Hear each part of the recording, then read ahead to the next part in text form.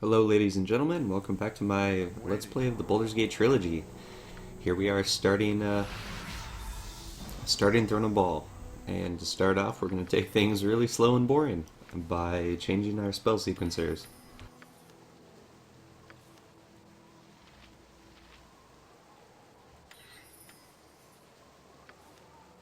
So we're getting to the point of the game where some of my spells are becoming less and less useful, and some of them will become more useful.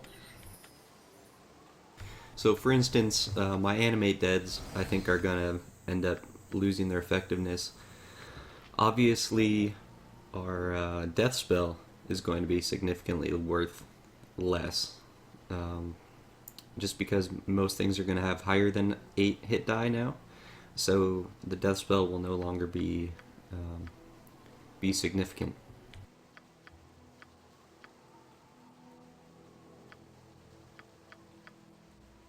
I'm not sure what to replace with it yet. Like I said before, Chain Lightning doesn't really fit the bill because it doesn't do enough damage. Invisible Stalker is not that helpful. I'm thinking honestly like Pierce Magic. I'm trying to remember what else is good that's at that level.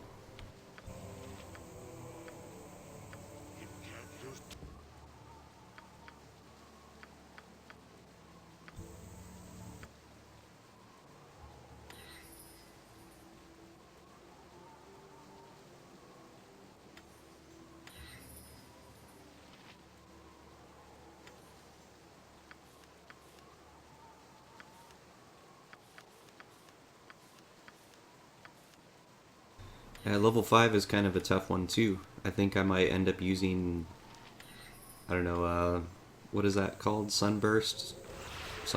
Not Sunfire. The one that is a fireball that's centered on yourself. I think it's an instant cast with the Robovecna and and this amulet that I have. So that might be a good level 5 spell. But we won't be switching those spells for quite some time.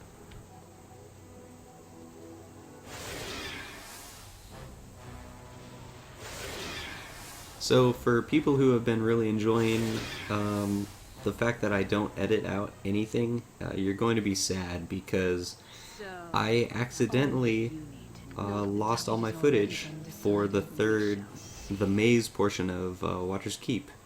So I do have a save that's before that, but it's like 3 hours behind, so I would have to go through off camera and redo 3 hours of gameplay if you really want to see that maze level of Watcher's Keep. I don't do anything fancy in there. I literally run past everything, essentially.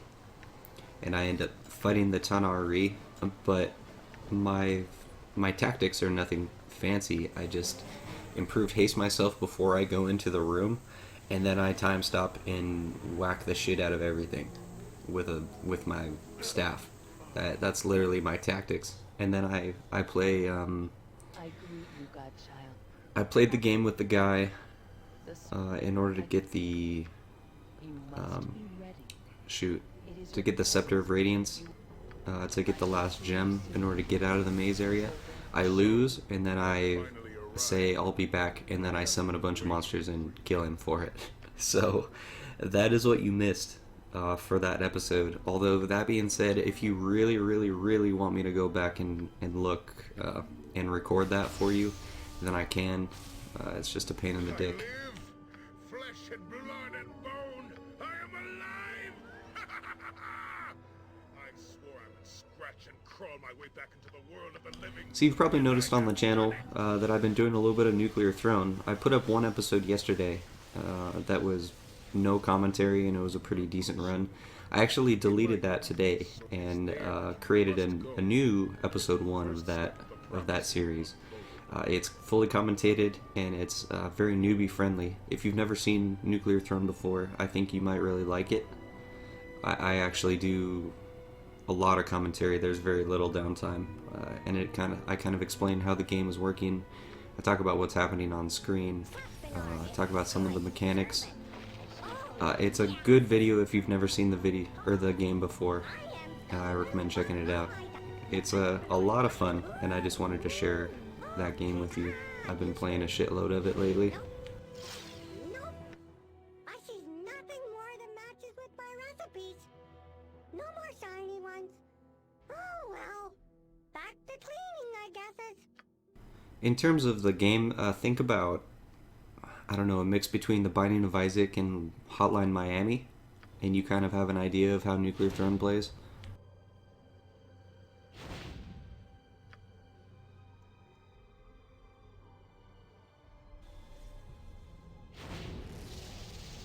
Prepare to be eviscerated, fool.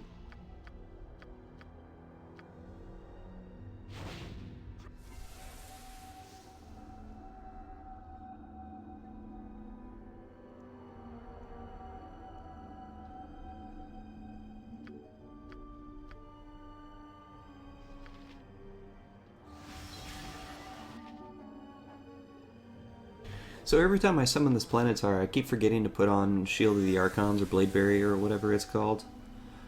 It significantly increases the Planetar's effective damage.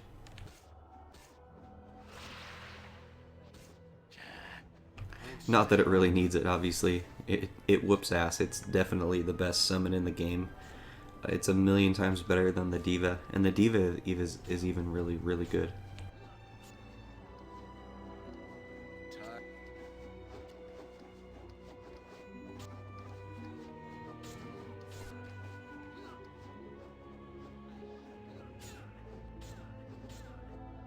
Let's do this quick and...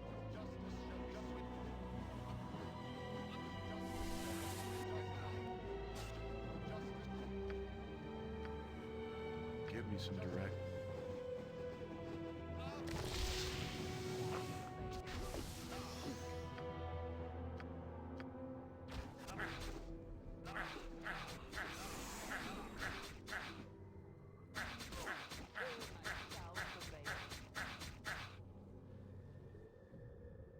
So I'm confused why Duke Elton and Elysim are together. That doesn't make any sense to me. They have nothing in common, are not from anywhere near like the same location in the game. But whatever. I guess it's just hell things, right?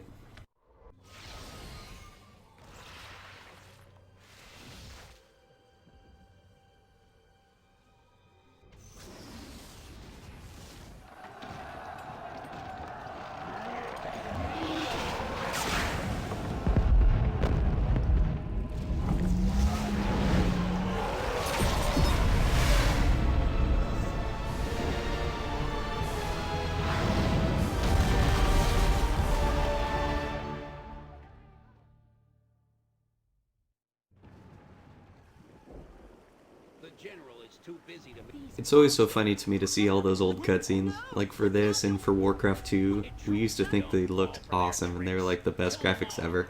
Now I'm just annoyed that I can't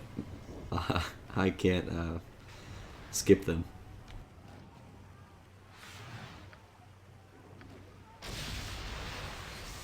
Let's do this quick.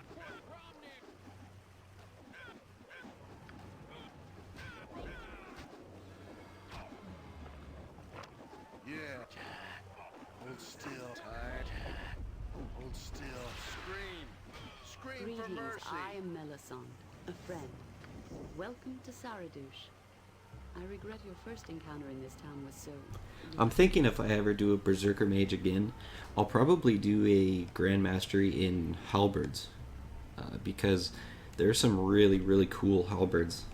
The Ravager and the one that you find in the Underdark in particular, that +4 one. I forgot what it's called, but it's really powerful. But there are some really awesome halberds, and I don't know if it's underused, but I have never used it a ton in Baldur's Gate.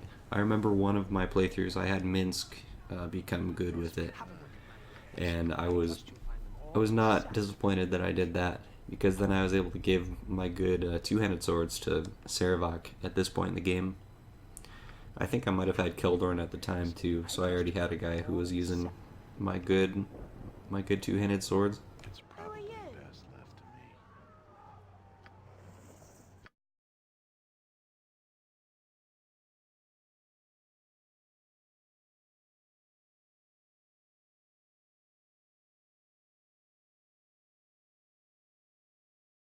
I'm sure some of you have already noticed and been annoyed with the fact that I haven't picked up any of the pants pieces, so we will not be getting the overpowered Easter egg gear in Throne of Ball. For those of you unaware, there's a set of golden pants in Baldur's Gate 1, there's a set of silver ones in Shadows of Alm, and then a pair of bronze underwear in Throne of Ball. And if you carry them all to Throne of Ball, you can craft them into a suit of armor that turns you basically into an iron golem. You have crazy high armor class, and you also get an overpowered crossbow weapon, which can shoot fireballs, antigathers, scorchers, or magic missiles, and at a rate of like 5 attacks per round or something crazy. It's super overpowered, and it negates a lot of the fun of the game. But it is fun to dick around with. It's a cool thing to do once if you haven't done it before. But we shall not be using it at all.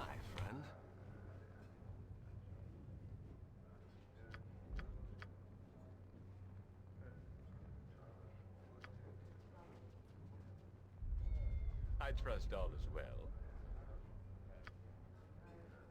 So you'll have to forgive me in this episode. I'm extremely unfamiliar with Throne of Ball.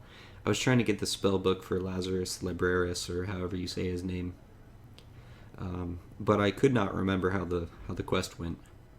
So we kind of dick around for a while in this episode, but I also get the final scrolls that I was hoping to get that didn't happen to drop for me in Shadows of Alm, or if they did drop, I didn't pick them up because I ended up speedrunning.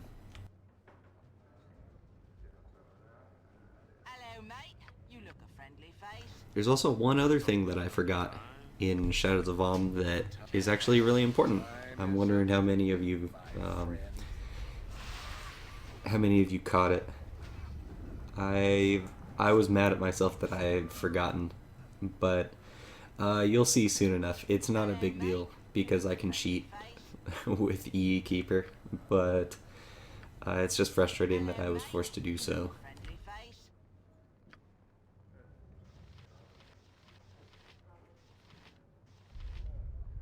Well, I guess I can just tell you, I forgot the ritual scroll and the wardstone. In order to get into Waterdeep, I left it in a barrel inside trade meat or something like that, and I forgot to go back and pick it up. So that was stupid of me, and I had to go into EE Keeper and give myself those items.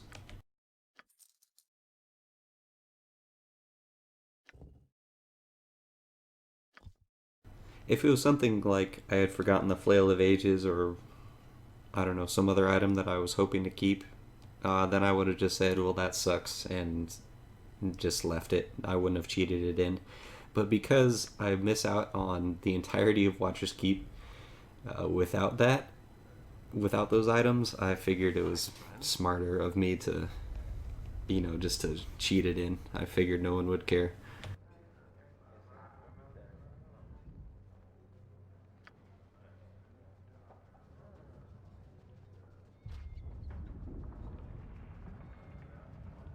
Something on your mind?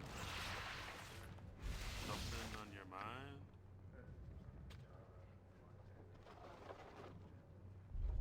I trust all is well.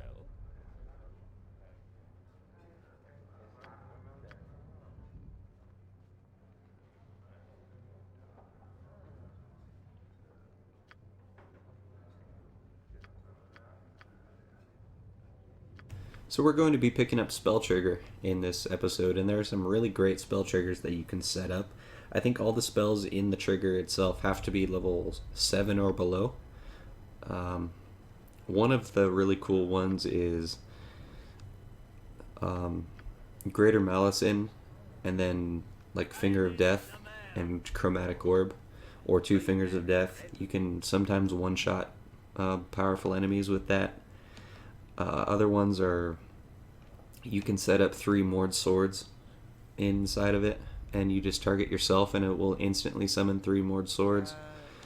I more often than not go with 3 pierce magics or 2 pierce magics and a lower resistance, just because At this point in the game, a lot of the more powerful enemies are going to become immune to my spells.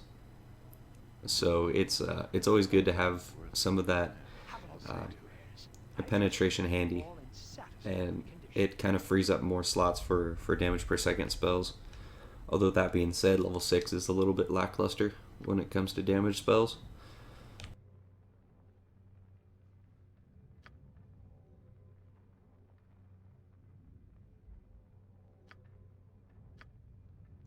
I wonder how good Cloud Kill would be at this level in the game if I just like time stopped, improved alacrity, and then dropped like 5 Cloud Kills over the entire area where I'm fighting, and then just went crazy. I wonder if the damage per second would be worth worth the spell slot, or if I'd be better with just the Sunfire spells for level 5. Let me know what you think would be cool for that spell level. I'm kind of at a loss because I do want more damage, and my animate dead, like my skeleton warriors, are becoming less useful. And it's not like they do any less damage or hit less often. It's just the fact that they get hit more often, and they don't have that much HP. And yes, they are immune, or 90% immune to magic, but if they're just dying from physical attacks, I mean, they're much worse of a meat shield than the Mord swords, which seem more or less immune to physical damage.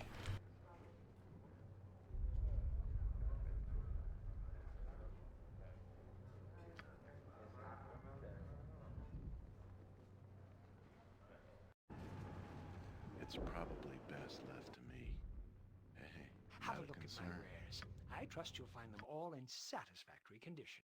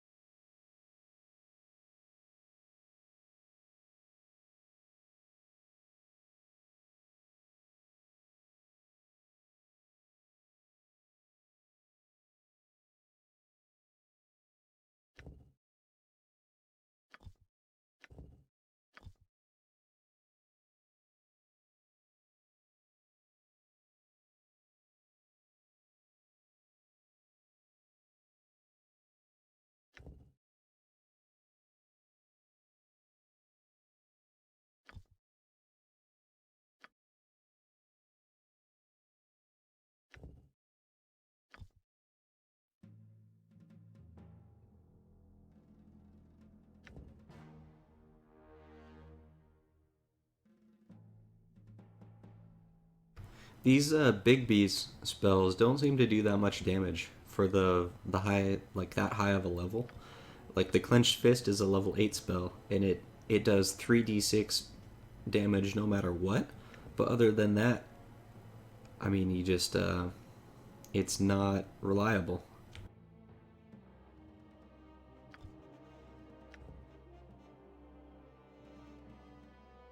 And neither is the Crushing Hand, the level 9 variant.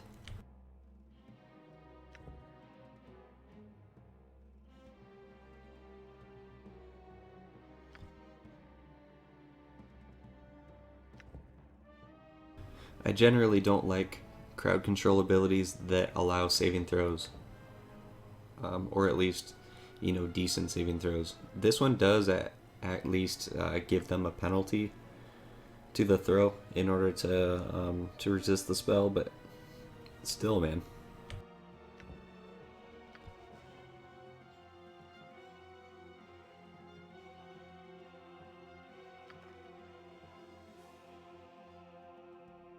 So I picked up a Wish. I'm not sure if I'll ever use it.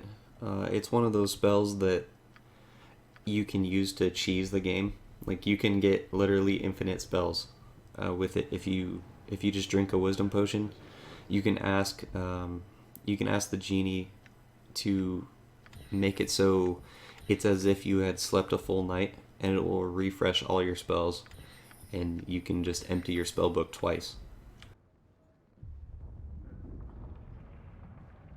And of course, it will regenerate the wish spell as well. unless they've patched that out.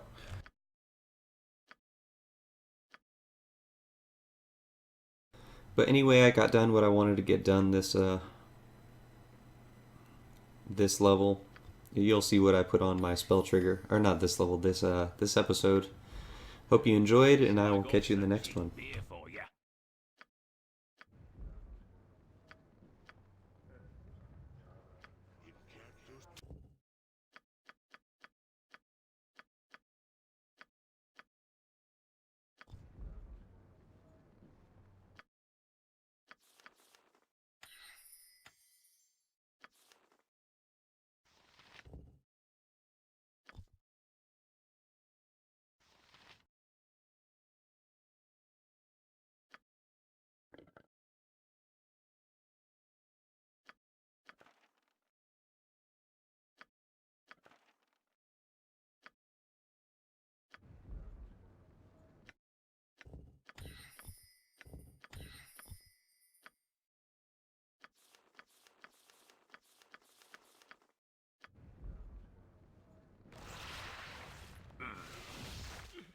I gotta stop dipping into me own ale.